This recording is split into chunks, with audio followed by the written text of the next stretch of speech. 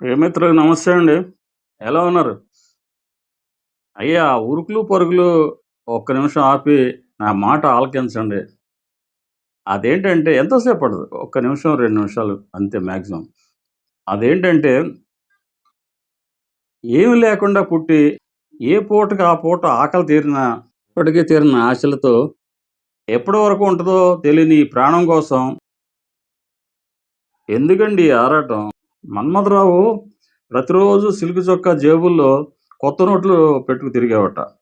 కానీ ఆ రోజు ఏం తీసుకెళ్ళలేదట. ఎందుకంటే శవానికి కప్పే తెల్లబట్టకి జేబులుండవు గదా!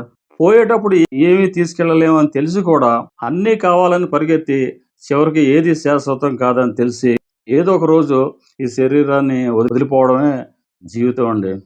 అంతే గదా! మరి అలాంటి శాశ్వతం లేని జీవితం కోసం, గ్యారంటీ లేని జీవితం కోసం ఎందుకండి ఈ తాపత్రయాలు? హాయిగా, ప్రశాంతంగా, సంతోషంగా అందరితో కలిసిమెలిసి ఉంటూ తోటి వాళ్ళకి మంచి చేస్తూ బతకచ్చు కదా! అవునా కదా?